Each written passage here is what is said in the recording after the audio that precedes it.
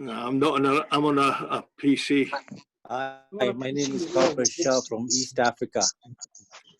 Oh, hi there. Right.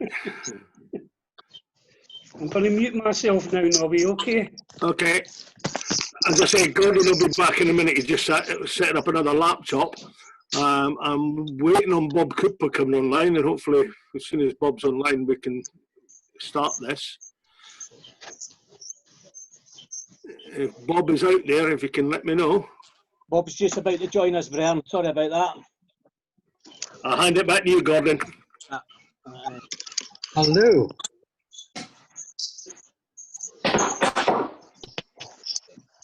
How are we doing? Let's see.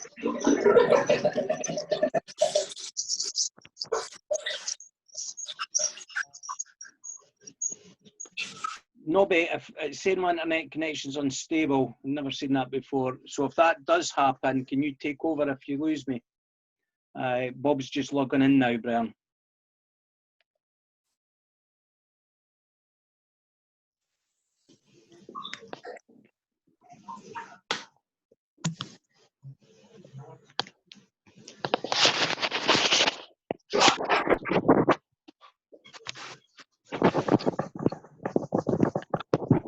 Has Bob joined us yet, gents? Bob's here. Bob Cooper, Bob. Yeah, there you are. Brian, delighted to introduce to you Brother Bob Cooper, who, for many of you will know, he's the curator of the Library and Museum of the Grand Lodge of Scotland. Bob's kindly agreed to give us some of his musings on the research and his journeys in Masonry over the last, I won't say how many years, Bob. But Brian, if we come up to the best of order for our first Zoom speaker in this time of lockdown. Over to you, Bob. Okay, thanks very much, Gordon. I think we should record somewhere our thanks to Gordon for arranging this. And my apologies for the delay. I thought I managed to screw up somehow or other. There is the saying that, by the Chinese, that it's a curse to live in interesting times. And I suppose this counts as an interesting time for most of us. Who knows what the future is going to hold? And for that reason, I think perhaps a few comments about how we see Scottish Freemasonry towards the end of this year and what we can do to prepare our lodges.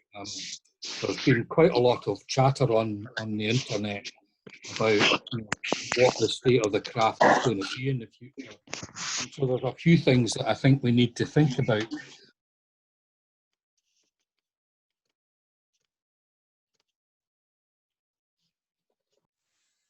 That we should be doing here in Scotland. Of course, it may apply to other places as well, but this is principally aimed at Scotland. I do think that we really need to, our lodges, or someone in every lodge, should be creating a telephone chain. And that is an attempt to keep all the guys in every lodge in touch with each other. So whether that's the almoner of the lodge that takes that duty on or not, I don't know, but I think it's a good idea to keep all the guys, especially in the smaller lodges, and especially lodges that have got an older membership, just to keep people in touch, even just a phone call every week, just to make sure everybody's okay. And hopefully that will keep people included in the Masonic family, so that when this is all over, they still feel valued and are happy to come back to the lodge once it reopens. That was the first thing I think might be a good idea for us to do. The other thing that's perhaps important for lodges that own premises are that we should be having a kind of maybe a weekly inspection of the lodge premises, just to make sure there's no burst water pipes, no faults in the electricity, etc., etc. I do know that household insurance won't cover you if a property is unoccupied for a period of time. So that might be something that, again, the lodge will have to organise.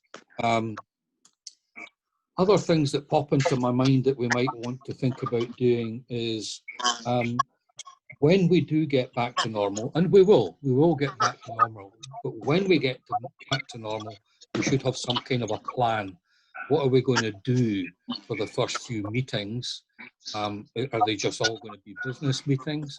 Are you going to immediately rush into initiating those that you've managed to gather in terms of the applications? So that's something, again, I think you've got to think about. And here's a bit of a novel idea.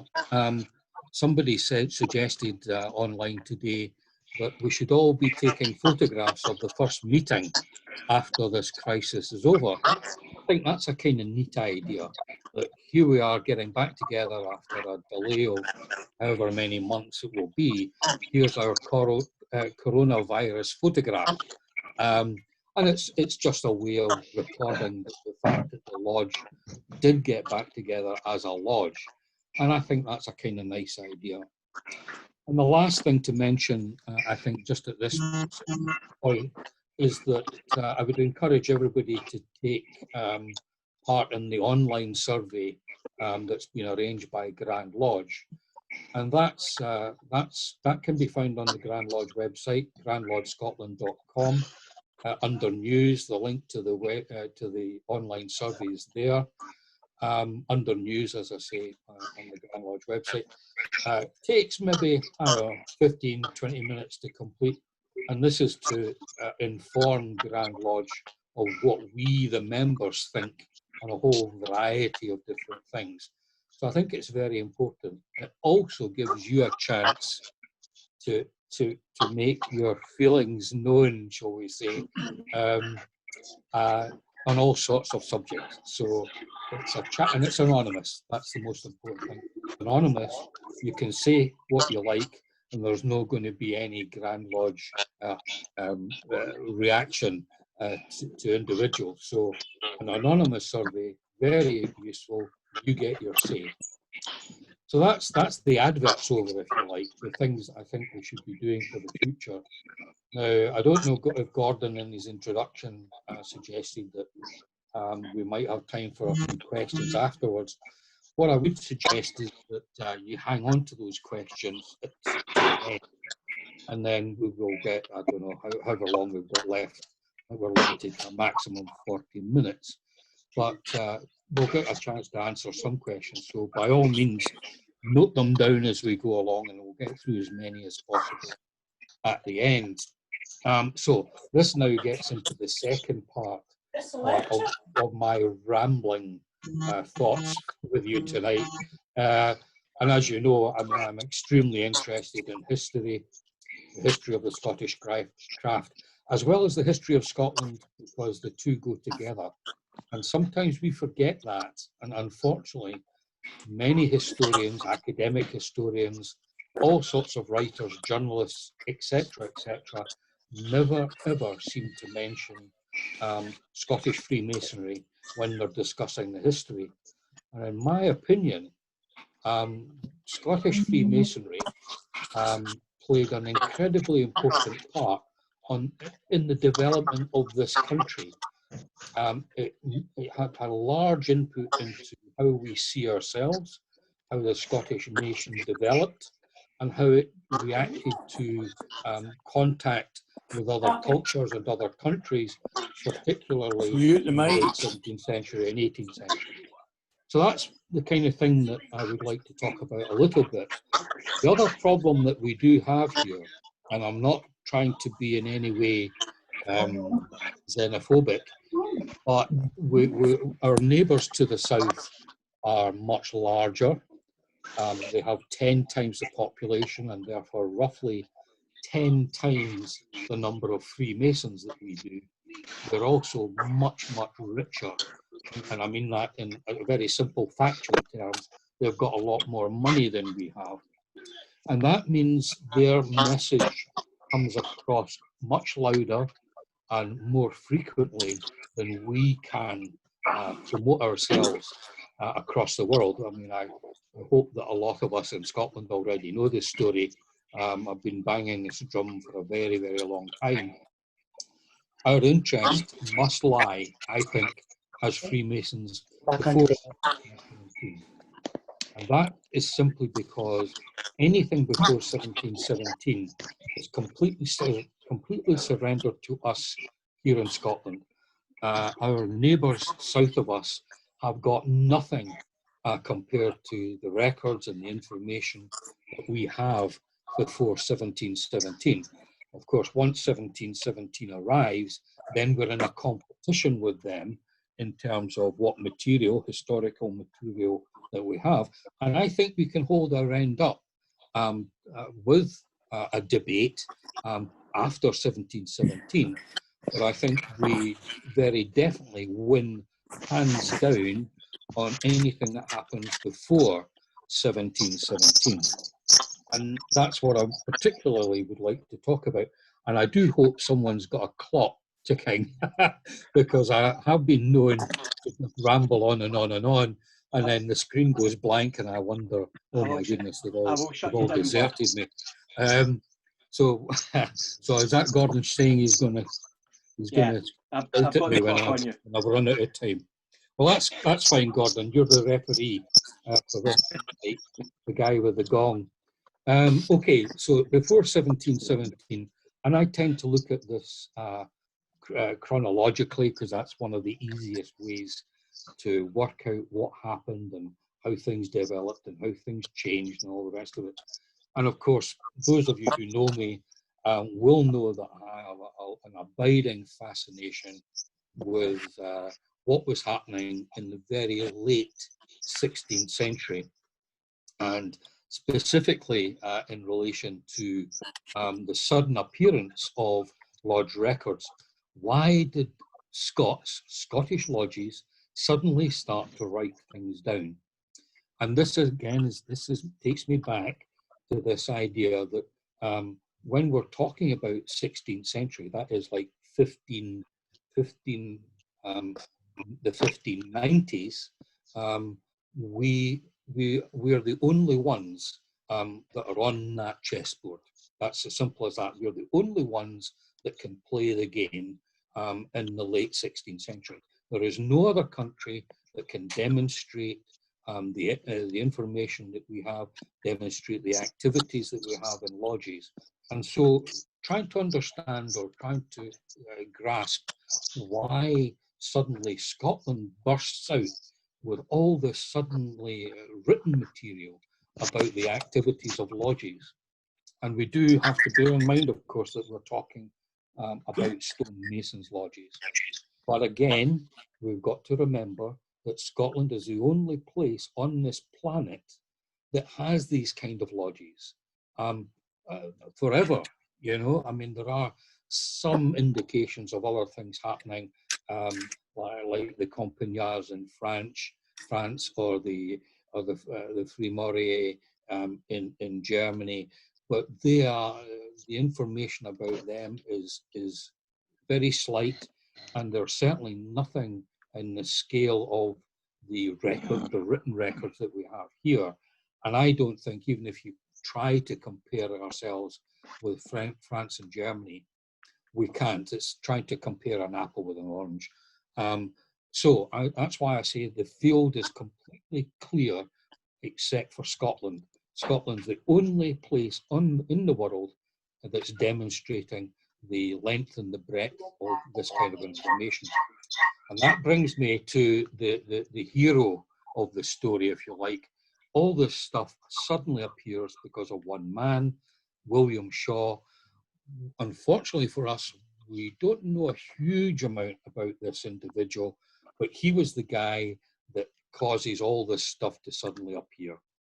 Now, it's probably about time, and I can imagine everybody's going to say, well, who's going to do it? But it's about time that we actually wrote this man's biography. And the reason I say that is that history never stands still. We're always discovering new information, and discovering new information about William Shaw is important. We've recently discovered some more information about this individual, and I'll tell you a little bit about that in a minute.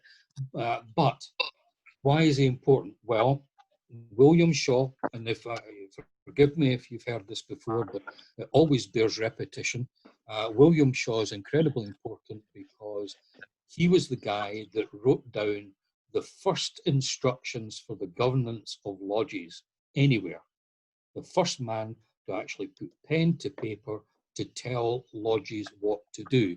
So we can forget about, to a large extent, things like the constitutions of the Grand Lodge of England from 1721, written by James Anderson, who of course was a Scot.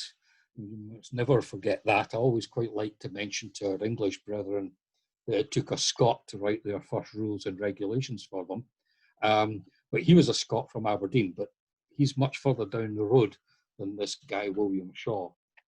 William Shaw from Sauchie in central Scotland was a very important individual for us, although he begins his life, as far as we know it, as the king's wine waiter. He stood behind the king at dinner and poured the wine for the king. And of course, the king involved was King James VI of Scotland, James I of Britain. So William Shaw is a member of the royal court as a young teenager. And we know that from the court records, which still exist. So William Shaw literally has the ear of the king. He's standing probably at the left shoulder of the king. And every time the king needed a drink, he would indicate, and William would have to lean over and pour the king's favourite tipple, whatever that might be. And I suspect it was probably Burgundy from France, because that was one of the biggest imports to the medieval times. Anyway, so we drank French wine. So he was important. He was central to the court. He was sitting at the king's, or standing at the king's dinner table, listening to all the gossip. So he knew what was going on in the royal court of Scotland. And this is where I think things get very interesting, because we've got this kind of it's new information, but it's been lying around for a very long time, but it's only recently been discovered. And it's from the spy reports, from spies in the Scottish court reporting to the government in London. And these reports, and I suppose we had our spies there who were reporting to us, but we haven't found those reports. But what we have found are the spy reports of the English spies in Edinburgh, in Holyrood Palace in Edinburgh, reporting back to their paymasters in London. And these spy reports are extremely interesting, because they talk about William Shaw, and they talk about the people who were around William Shaw and what they were saying to the king. Now, this is where it can become a little bit complicated. I'm going to try and keep this fairly simple, and you can go onto Wikipedia and start reading about this for yourselves. But William Shaw, and I should give you his dates of birth and death, so you can look him up on Wikipedia as well. He was born around about 1550. He died in 1602, in April 1602. And that should track him down for you on Wikipedia. Anyway, William Shaw is being described by these English spies as being a master of the art of memory. And it's very important to realise what this means, because in his instructions to the lodges, he mentions the art of memory as part of one of the instructions he needs or he wants the lodges to practice. Very quickly, without making it too complicated, the art of memory is a way of memorizing large chunks of information. And of course, we all know what large chunks of information he wants lodges to memorize. Of course, it's a ritual, isn't it? But the intriguing thing is that not only do these spy records describe William Shaw as being master of the art of memory, they also reveal that there's two other masters of the art of memory in the royal court at the same time. And this is a guy called William Fowler and a guy called Dixon, whose first name I forget. They are both recorded by the English spies as also being members of the Art of Memory. Now, William Shaw is very important for one reason. He was the guy that was charged by the King, or King James VI, to rewrite the catechisms, the question and answer sessions for the church. So William Shaw, William Fowler, and the other chap Dixon are all immediately surrounding the King with this thing called the Art of Memory. The Art of Memory is central to the way of looking at the world called Hermeticism. So these are masters in the art of hermetics. And hermetics, of course, involves astrology, alchemy, theurgy. Also, theurgy is ritualistic learning. But all these three guys are central in the Scottish royal court. What are they telling the king? Well, unfortunately, we don't really know for sure, but given that we know they are masters of this method of remembering stuff, it seems inconceivable, certainly amongst themselves, that they're not discussing this. And of course, that's something that they can give the king. Unfortunately, William Shaw died in 1602, and then the king moved to England in 1603 and never came back, bar one brief visit, I can't remember, about 15 years later. So we're never going to know exactly what's going on, but we can make some educated guesses. And this is perhaps, in my opinion, one of the most important tasks of a historian, and that is to try and get inside the minds of people who are long dead and try to work out what they were thinking, what they were doing, 400 and odd years ago, is not an easy task. And even if you can get a glimpse into the way they're thinking, it's even more difficult to explain that to other people, which is exactly what I'm trying to do tonight, of course. So let's think about this. What were the people in these lodges 400 odd years ago thinking? Bob, I'm going to have to come in there. We've probably got a minute left. All right. Okay. Right. I'll stop there. And if you've got time for questions, by all means, fire them away. Brian, as this is the first one, and we had a couple of challenges early on, I'd just like to say on your behalf, a big thank you to Bob.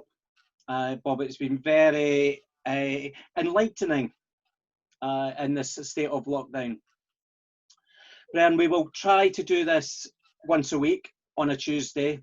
The conversation will continue on the Lodge Hope of Karachi Facebook pages.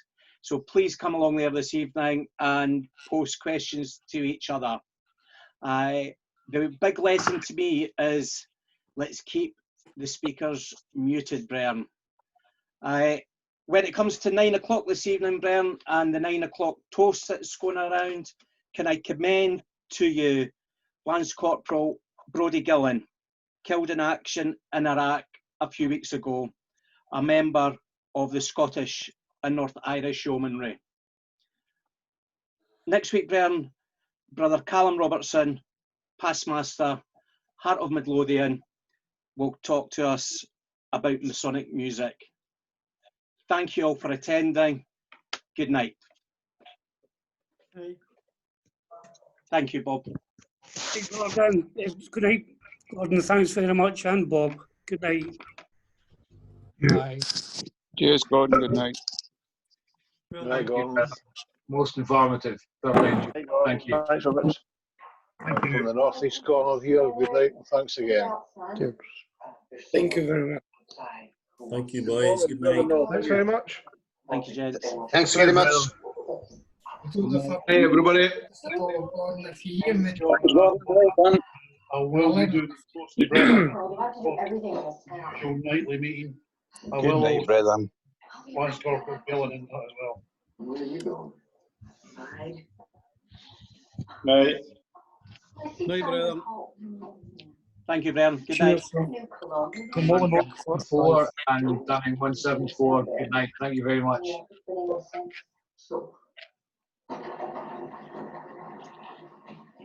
Right, brethren. Well done, Bob. Good to see you.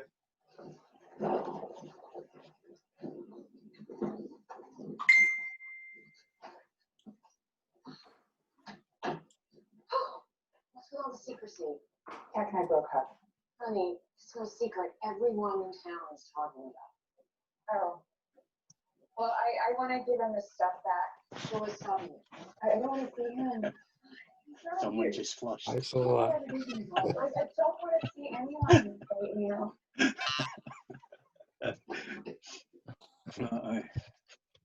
There's a letter inside. Oh, no. You still get that? No, I'm not getting in the middle. Yep. It's fine. You're always keeping everybody's business. I offer advice. Thanks again, Gordon, and thanks, Robert. Thanks for the instruction. Cheers.